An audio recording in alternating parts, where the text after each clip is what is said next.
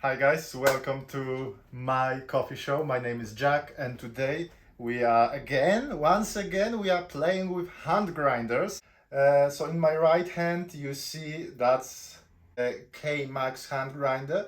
And this one has been with me for some time now.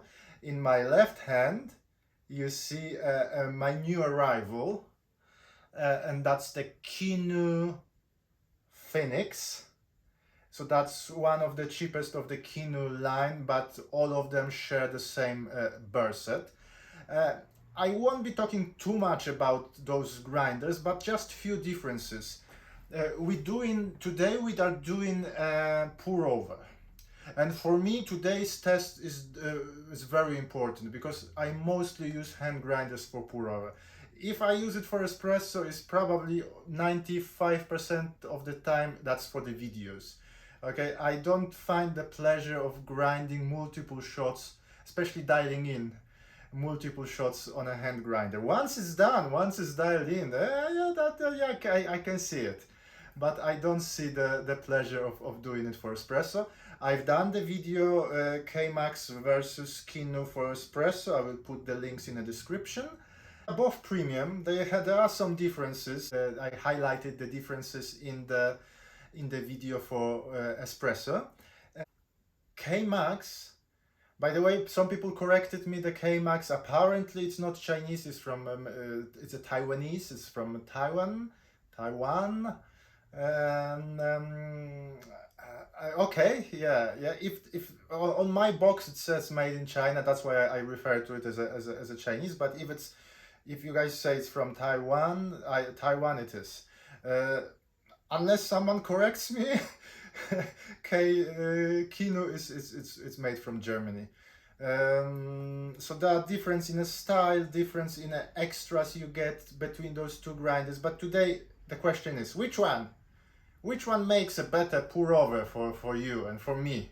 Okay, they both come with the travel cases, so I will take one of them definitely when I travel. Which one to take? Okay, there's no point of taking two hand grinders for the when you go for holidays. Although in one of my videos I did. You know what? Maybe I will put the links in that description below.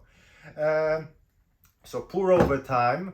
We have, if you see, I bought a new lights for my kitchen slash studio slash gym and so they periodically come on and off. They are motion activated lights. Two cheap V60s, so we will do side by side. Two glasses, one with the stickers, so I won't mix them up. And well, to do the pour over you need a coffee. So that's my last bag of coffee from Horsham Coffee Roasters. Have a look. Can you see it? This one is from Rwanda. Red bourbon variety.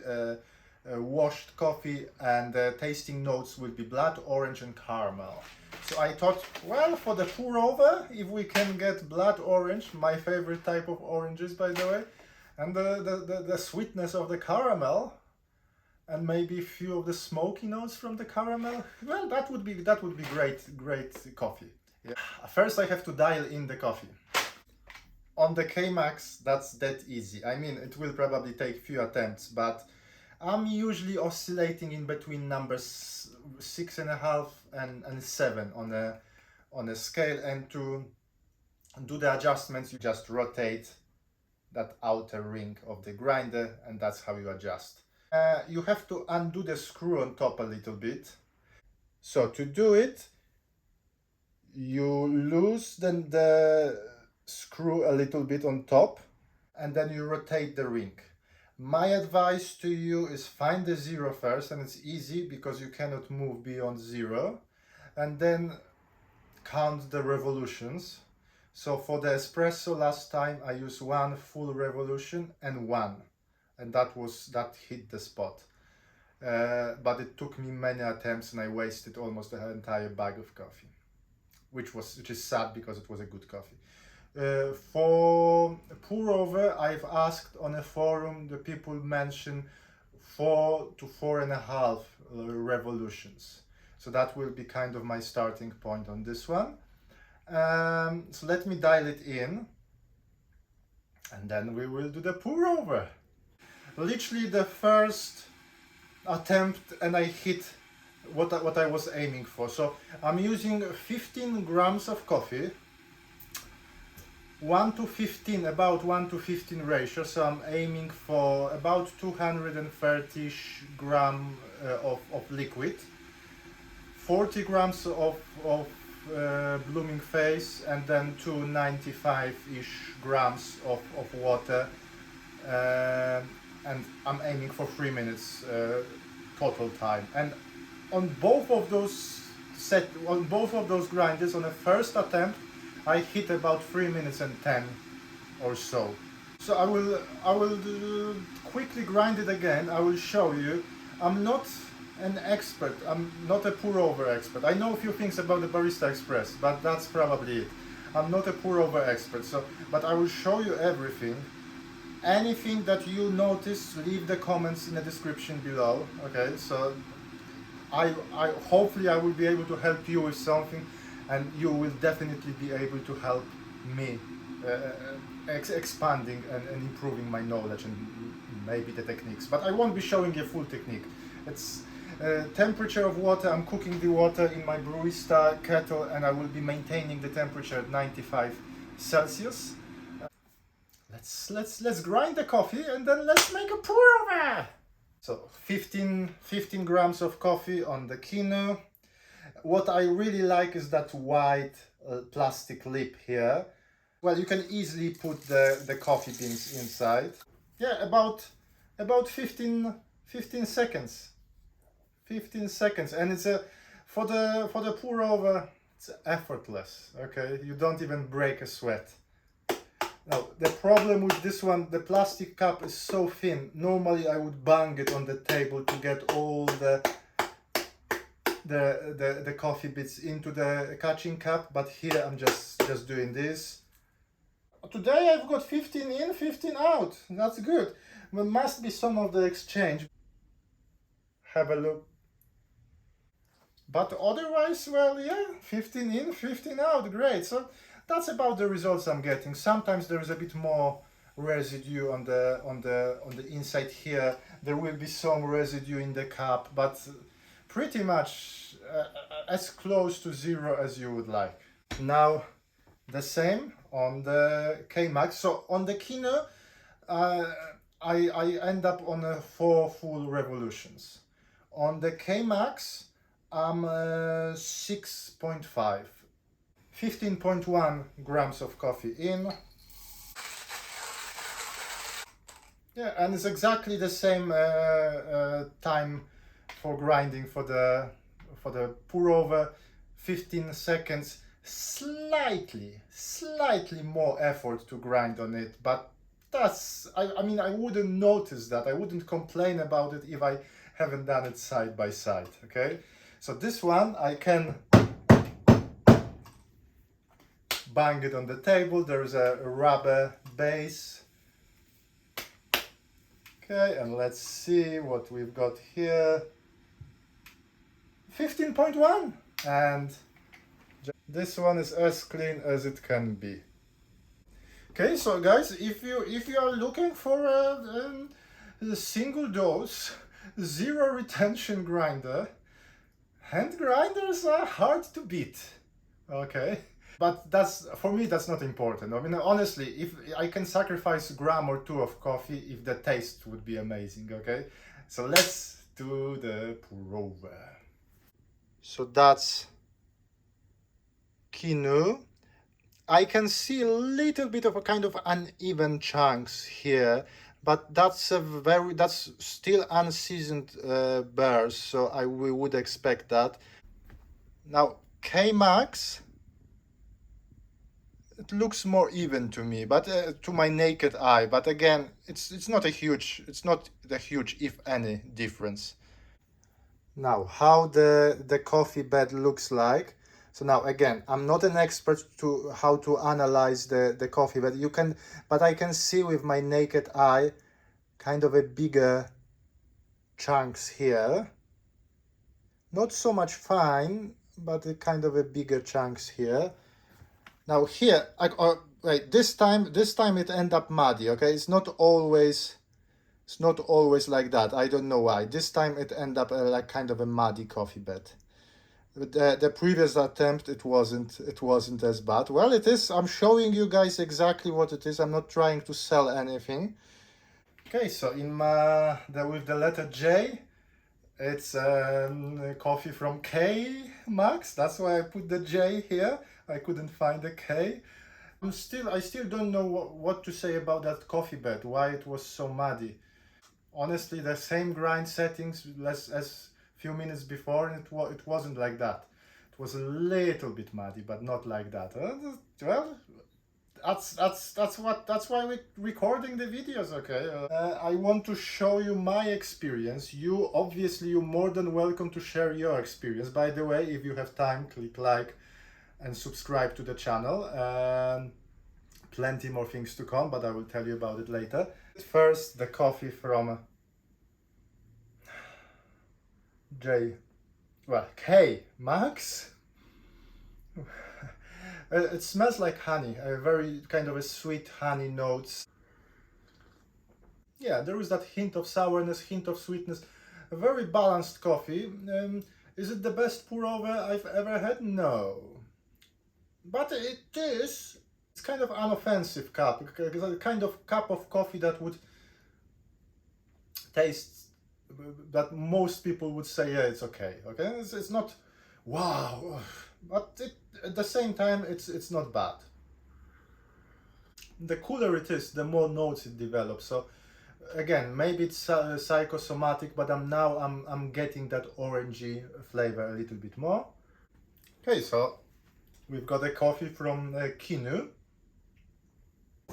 Maybe it's my imagination. I'm getting more sweeter fragrance from K-Max and more citrusy fragrance from Kinu. But crispier. Taste is neat. Does not really linger on my tongue, but kind of nicely develops. And there is more sourness in this coffee than the K-Max. More orangey, less of, let's call it a caramel, quoting the flavor notes on the back. More orangey, more citrusy, less caramelly. Okay, have a look. Been tasting, comparing, moving back and forward. There isn't that much difference between those two coffees. Okay? I hate videos when I test two coffees and they are both good or both bad. Here they are both average, okay? But that's not the fault of the grinders. It could be either my technique or a coffee itself. If I had to choose, but that's just my preferences, I would, for this particular coffee, for this cup, for this day, okay, on a different day it could be differently. I don't want to offend anybody. I would go for Kinu because it's crispier and the notes are clearer, okay? But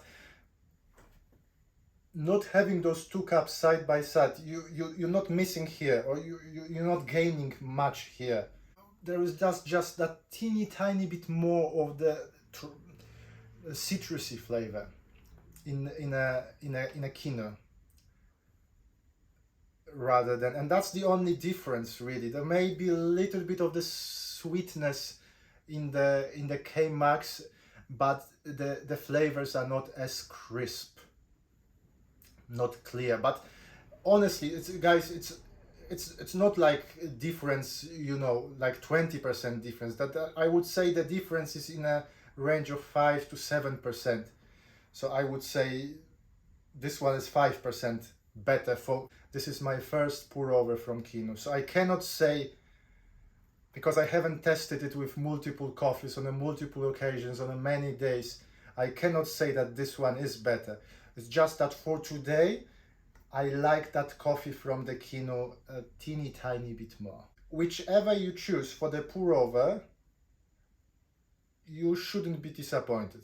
There are plenty more differences in what you get in when you buy this one versus this one.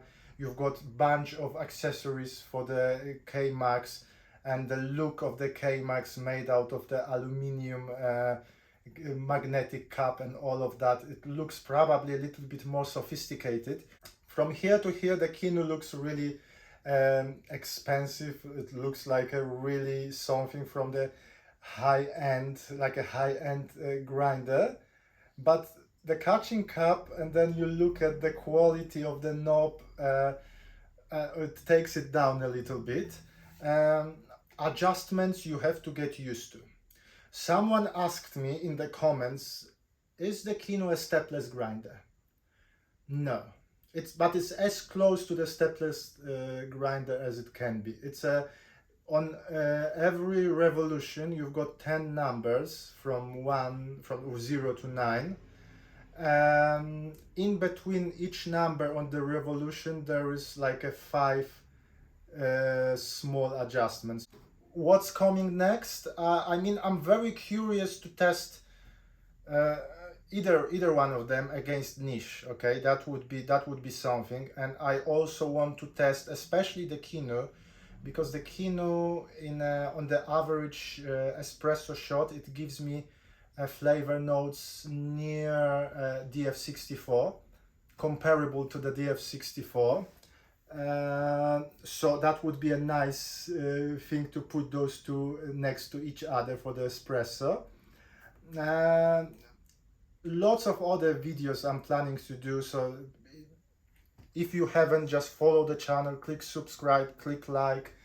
I still have to do few videos with my Eureka Oro. I have to sell one of my grinders. At the moment I'm kind of leaning towards saying goodbye to Oro, not because it's a bad grinder, but at least at the moment I like niche and DF64 a little bit more. Probably in the next 3 weeks time, 2-3 weeks time, you will see me installing new burrs for my DF64, and that will be fun to test. For today, guys, don't forget, leave lots of I love your comments. Even if there are bad comments, I learn a lot. Okay, this is the process for me of exploring, so we share our passion to coffee. So let's definitely leave comments in the description below. I will maybe put links to my previous videos with those hand grinders so you can have a look. But for today, thank you very much for watching. My name is Jack, this is my coffee show, and hopefully I will see you soon. Thank you very much, bye.